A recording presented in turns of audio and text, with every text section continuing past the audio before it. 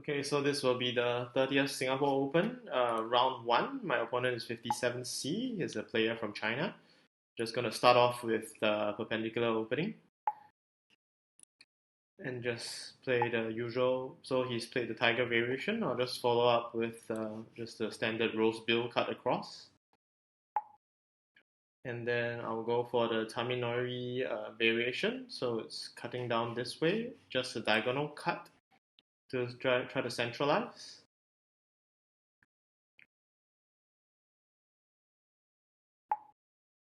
So over here, the usual book variation would be to actually play b4 as part of the book, followed by a usual standard b5 and d2 continuation.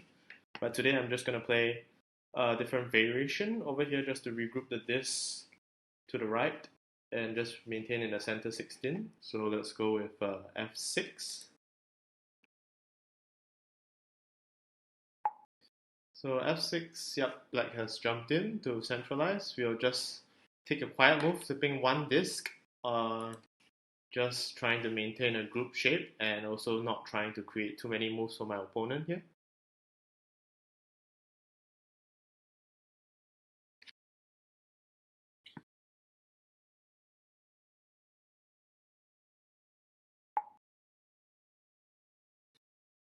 So over here, since that I already have discs that are exposed to the bottom and the right squares, I will play just a regroup to just regroup all my discs together, and notice that the disc that I flip is all within the surrounded by the existing disc except for this one, but it doesn't really create more moves for my opponent per se. So the number of moves that my opponent still have is essentially more or less the same. So over here, he's played to the edge at a3. So I will then jump into the center, more like a head and tail theory, and at the same time not creating too many moves, just flipping two discs in two different directions, but mostly nestled within the existing disc and not really creating too many moves for my opponent.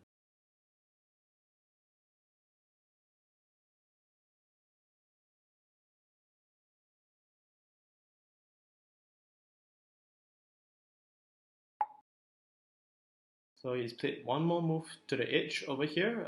There is an opportunity for me to just jump in and regroup and also still maintain that shape within the center 16. Um, so I'll just go ahead and do that. The benefits of grouping in the center 16 is that there's more chance that the opponent actually play moves that are chipping across diagonally or horizontally or vertically, doesn't matter. You can actually create more moves for yourself. So right now he's made a horizontal cross, which gives a quiet move for me over here to g5.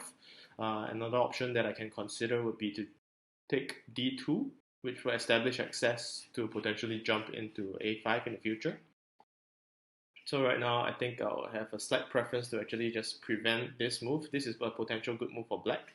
So I'll just prevent this by playing to g5 and just taking an easy, quiet move here, flipping one disc, and this disc is surrounded by all the existing discs on the board. So black has played quite a nice quiet move to the top. It's basically initiating a cross, so he basically tries to get two tempo and maintains all his discs to the top.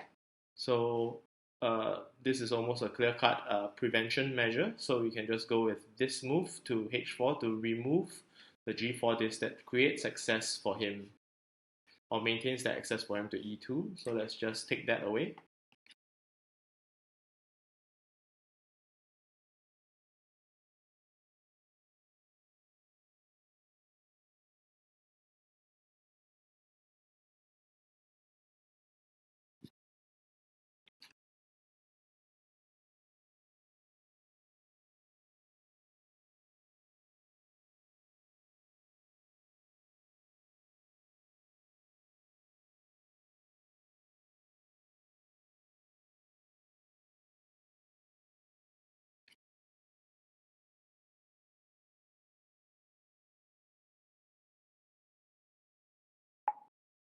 So he's done a diagonal cut across, which Probably not a good idea to actually just feed him the edge, which is a balance edge for this balance edge, which is strengthens his position and creates back that access for him to e2 to regroup. So over here, what we want to consider is either to play h3, which keeps to my side, at least for this small little group, and maintains control of this mini diagonal between f3 and g4. Or I can also choose to play the move over here, which is most likely his follow-up move to g6 to just block the move, because I can just choose to jump into h3 at any given moment. So this would actually be quite a clear-cut option. So let's go with g6. So he's taken h7, which basically controls this mini diagonal. I don't really have access to actually threaten the corner. At the same time, if this were black, I would be concerned of h3 move, but now this is white. I'm not so afraid of him attacking this part. But at the same time, I'm hoping that he actually breaks a few more moves to the bottom left so that I can continue playing more moves there. After he's played h7, he's also created this f5 disc that actually gives him a nice access over here to a5, which gives him temporary control over this mini diagonal, which I don't have access to at the moment. So one option is to actually just try to establish some moves to the top as well so that I can cut back. But I think there is no particular hurry at the moment. I can just go with 1-2 tempo. I can play h3 consecutively together with f1 and just wait for that move to happen. So white, black, white. And then just wait for maybe a move for him to break down to the bottom and create more moves for me.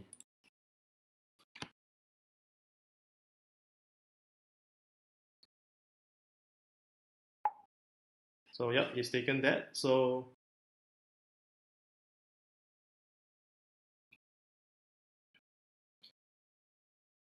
over here, if I were to choose to play f1 almost immediately, I don't really actually have that access directly to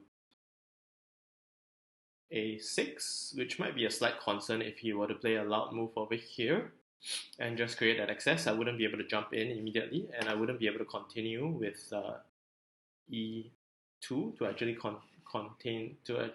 create that access.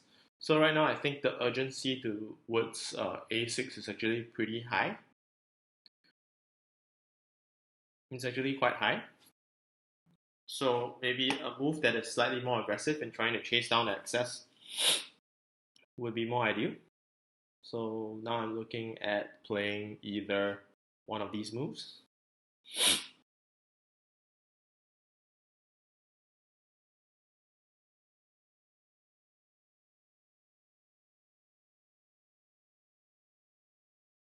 So I'm going to go ahead to actually play d2 in favor over e2 because I want that access, and I don't think he would actually prevent it by taking away this d3 disc that I've created by playing maybe e2, because I would just follow up with f1 and still maintain the access to a6.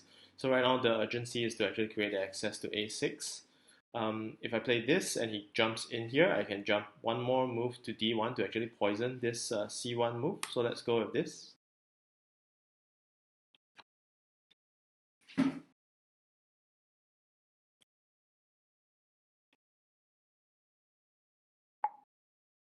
Okay, so he's jumped into e1. We'll go with d1 for the poison move. If he responds to c1, he would actually flip this entire diagonal, which might turn out to be advantageous for me. If he jumps in, I'll just grab the edge and maintain that access to a6. So instead of jumping in, I could also consider playing this move, but he would then control the edge. So for me, I think controlling the edge now is of higher importance. So go ahead with f1 to maintain this access to a6.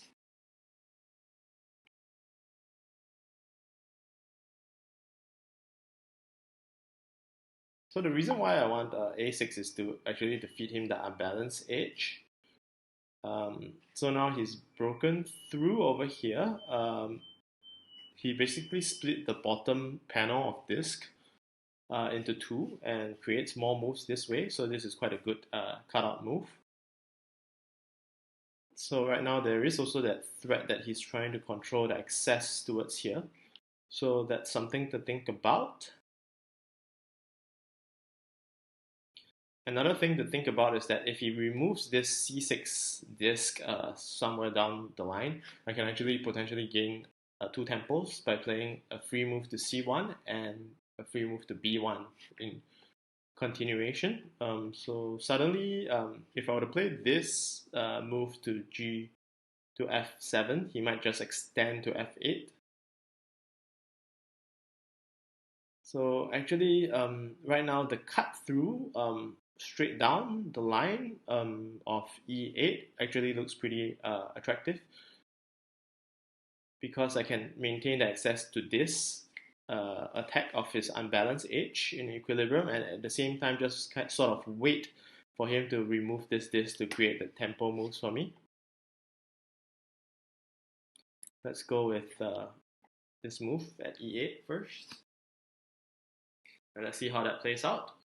Alternatively, yeah, if you place any move along the left of what I just cut across, he would actually create this two tempo for me.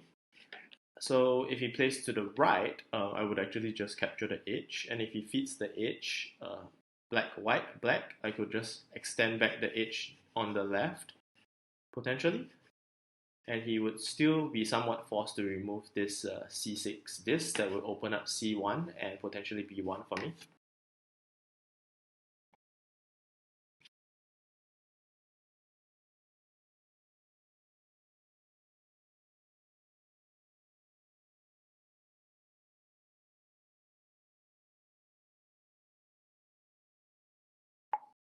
Okay, so he's taken F8, so I'll just go ahead to grab G8.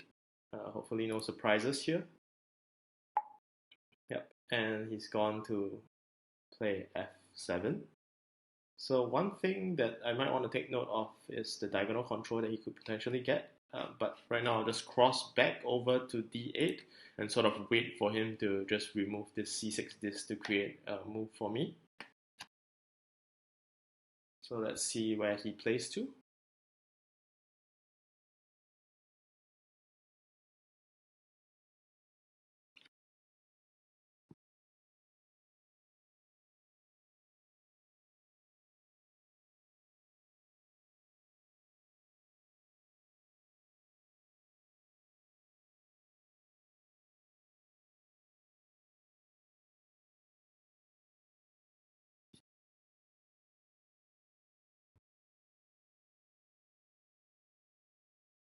So it almost seems that the opponent is actually playing a little bit too fast in the opening, which we should probably all try to avoid to make easy mistakes.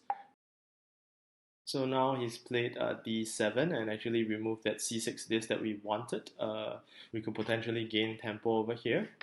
But bearing in mind that the sequence of white, black, white, followed by black taking a diagonal control may be a bit concerning, because when black takes this diagonal control, I'll need to find access, which I can probably get back by cutting diagonally across to C7.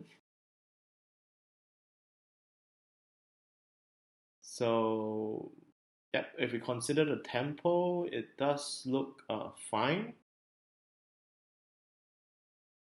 So let's just go ahead with a C1 move and see how that plays out. Alternatively, if it takes A6, we can almost play a quick aggressive move of diagonal control itself to B2 to prevent him taking the diagonal control to G7.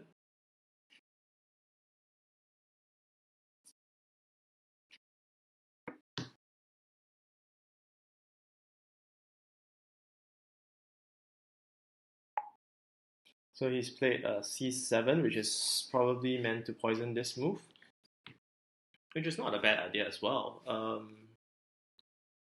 Right now,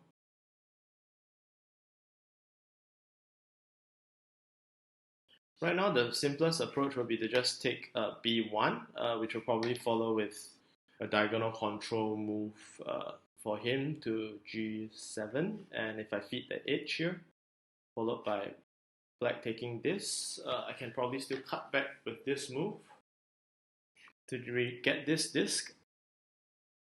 Alternatively, the more aggressive move of diagonal control would be b2. And if I were to play b2, he would probably either cut by g1 or h2 to actually create access to get this corner.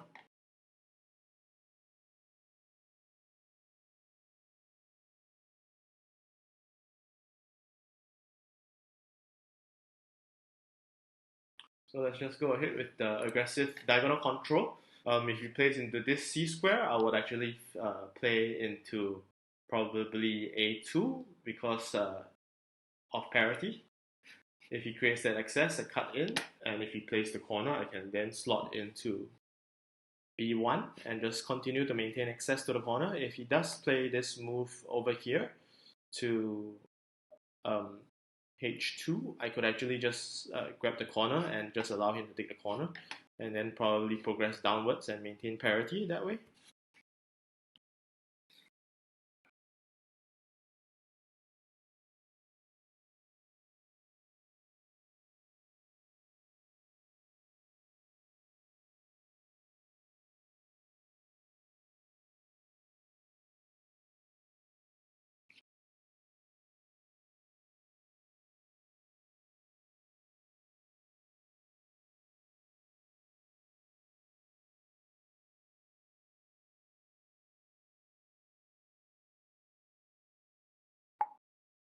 Okay, so he's taken x square, which is also somewhat of a diagonal control.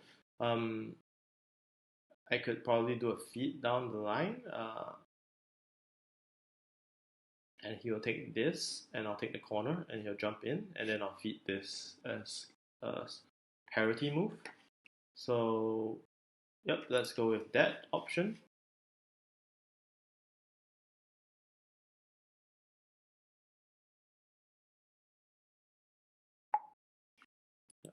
White, black slots in, I'll feed it in here. If I were to play here and he were to play g7 and I take this h8, this entire diagonal row would actually be white, and he could then play a swindle move, which is quite a smart move by him.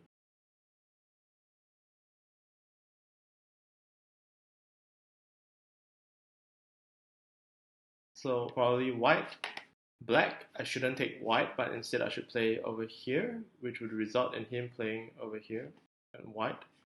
So white, black, white, black, white, black. And then parity might be a slight issue over here. He might be forcing a swindle on me. If I were to ignore and just jump in over here, he would then just play over here and potentially capture parity as well.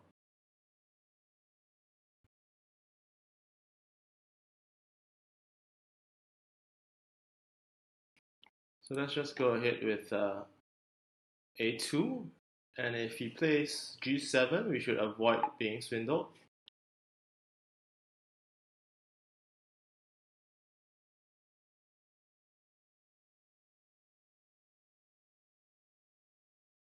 So one way to block the swindle is actually to do a diagonal cut and interrupt this disc instead of making a continuous sweep over here that allows him to take 1 and 2 consecutive moves. So white, black, and then we can continue down the sweep this way. So let's go with this move and try. So basically, by flipping these 3 discs, I establish this disc, disrupt the swindle, so I'm safe from the swindle. And at the same time, he doesn't really gain much, but 1 disc and probably 2 more stable discs over here. And in exchange, I can do a horizontal sweep across on the 7th row and probably avoid getting swindled and basically try to secure the game via parity. So probably the best sequence would be black, and white. Probably still relatively close. 22, 21.